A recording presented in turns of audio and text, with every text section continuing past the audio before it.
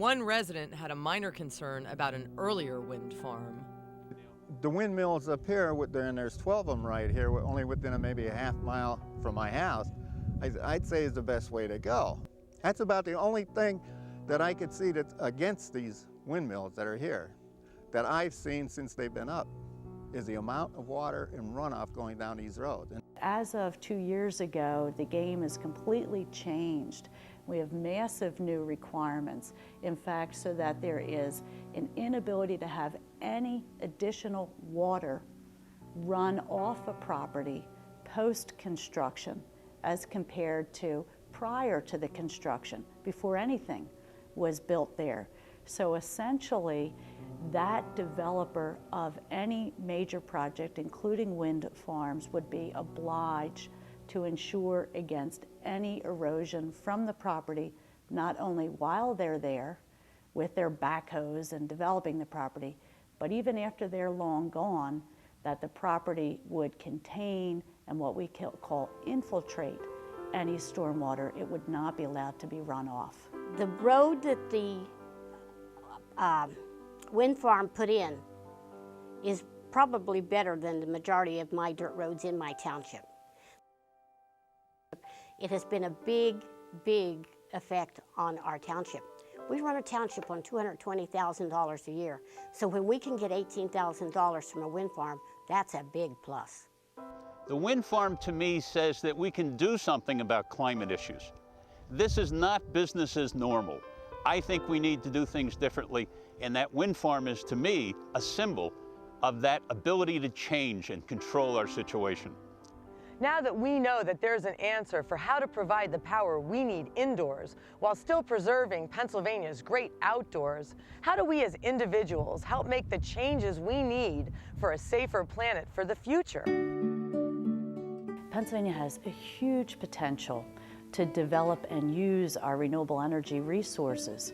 In fact, the experts tell us that we could make something on the order of 5,000 megawatts of wind energy. Well, what does that mean? Essentially, it would represent about 30% of the residential electricity that we use and consume, so in our homes and small businesses. The world is now shifting to clean energy sources, and that provides economic opportunity, including for Pennsylvania. So if we look at a wind farm like this wind farm will be powering some 40,000 homes with electricity. It produces $150,000 a year in tax revenue. It'll employ hundreds of people locally during that construction phase. This is an opportunity for us to take this global challenge and also have economic benefit from it. It's how we make lemonade out of lemons, if you will.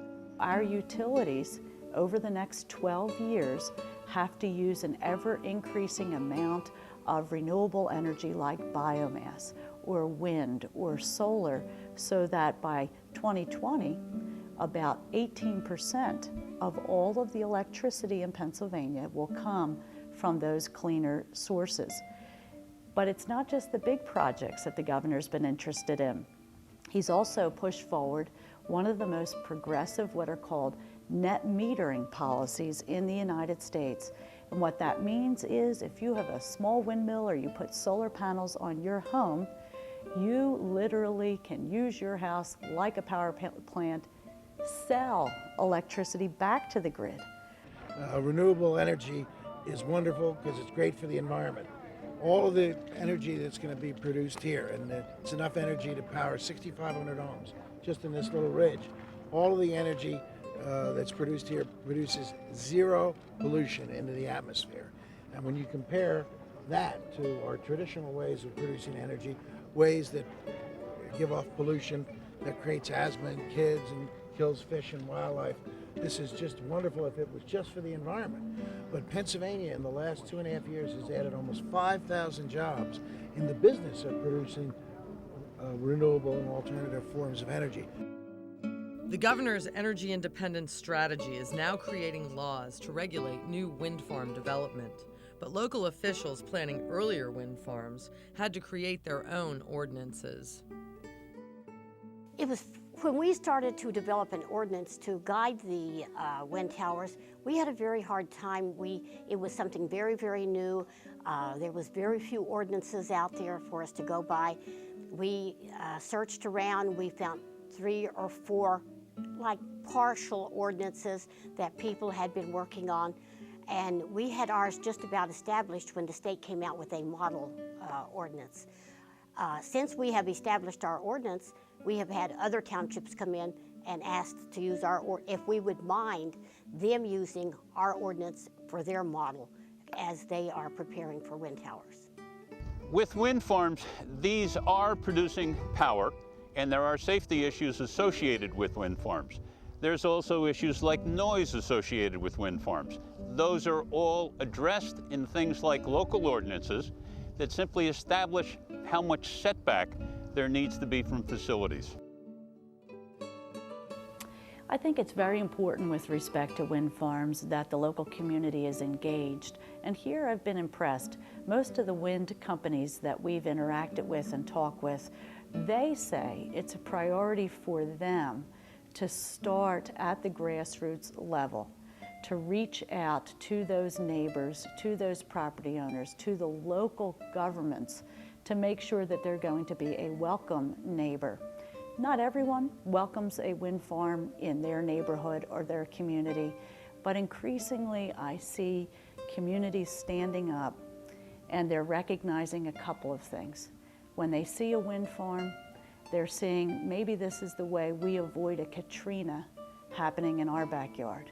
When they see a wind farm, they begin to connect the dots. You know, air pollution leads to asthma attacks in young children, which is the #1 reason why a child misses a day of school in Pennsylvania today.